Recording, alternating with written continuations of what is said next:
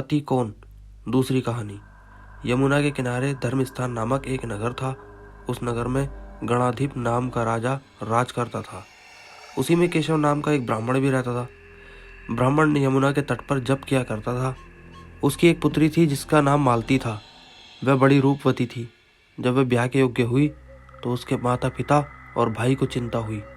संयोग से एक दिन जब ब्राह्मण अपने किसी यजमान की बारात में गया था और भाई पढ़ने गया था, तभी उनके घर में एक ब्राह्मण का लड़का आया।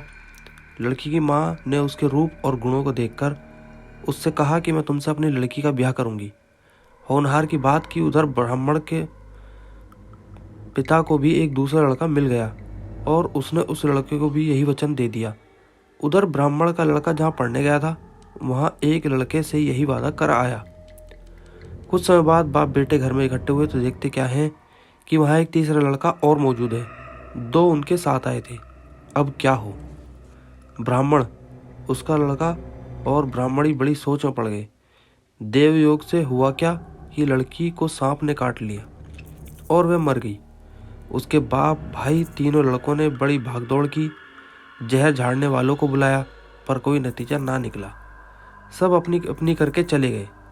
दुखी होकर वह उस लड़की को शमशान में ले गए और क्रियाक्रम कर आए। तीनों लड़कों में से एक ने तो उसकी हड्डियां चुन ली और फकीर बनकर जंगल में चला गया। दूसरों ने राख की गठरी बांधी और वहीं झोंपड़ी डालकर रहने लगा। तीसरा योगी होकर देश विदेश घूमने लगा।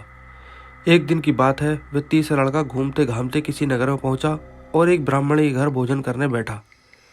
जैसे उस घर की ब्राह्मणी भोजन परोसने आई कि उसके छोटे लड़के ने उसका आंचल पकड़ लिया। ब्राह्मणी से अपना आंचल छूटता नहीं था। ब्राह्मणी को बड़ा गुस्सा आया। उसने अपने लड़के को झिड़का, मारा, पीटा, फिर भी वह नहीं माना तो ब्राह्मण ने उसे उठाकर जलते चूल्हे में पटक दिया। लड़का जलकर राख हो गया। ब्राह्मण बिना भोजन किए ही उठ खड़ा हुआ। घर वालों ने बहुत कहा पर वह भोजन करने के लिए राजी नहीं हुआ। उसने कहा, जिस घर में ऐसी राक्षसी हो उसमें मैं भोजन नहीं कर सकता। इतना सुनकर वह आदमी भीतर गया और संजीवनी विद्या की पोथी लाकर एक मंत्र पढ़ा। जलकर राख हो चुका लड़का फिर से जीवित हो गया। ये देखकर ब्राह्मण सोचने लगा कि अगर ये पोथी मेरे हाथ पड़ जाए तो मैं भी उस लड़की को फिर से जिला सकता हूँ। इसके बाद उसने भोजन किया और वहीं ठहर गया। जब रात को सब खा पी कर सो गए तो ब्राह्मण चुपचाप पोथी लेकर चल दिया। जिस स्थान पर उस लड़की को जलाया गया था वहाँ जाकर उसने देखा कि दूसरे लड़के वहाँ बैठे बातें कर रहे हैं। इस ब्राह्मण के ये कहने पर कि उसने संजीवनी विद्या की पोथी मिल गई है और वह मंत्र पढ़कर लड़की को जिला सकता है, उन दोनों ने हड्डियां और राख निकाली। ब्राह्मण ने जैसे ही मंत्र पढ़ा वह लड़की जी उठी। अब तीनों उसके पीछे आपस में झगड़ने लगे। इतना कहकर बेताल बोला, राजा बताओ कि वह लड़की किसकी स्त्री होनी चाहिए। राजा ने जवाब दिया, जो वहाँ कुटिया बनाकर रह रहा उसकी। बेताल ने पूछा, क्यों? राजा बोला, जिसने हड्डियां रखी वह तो उसके बेटे के बराबर हुआ। जिसने विद्या सीखकर जीवन दान दिया वह बाप के बराबर हुआ। जो राख लेकर रमा रहा वही उसका हकदार है।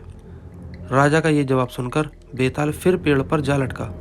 राजा को फिर लौटना पड़ा और वह जब उसे लेकर चला तो बेताल ने तीसरी कहानी सुनाई।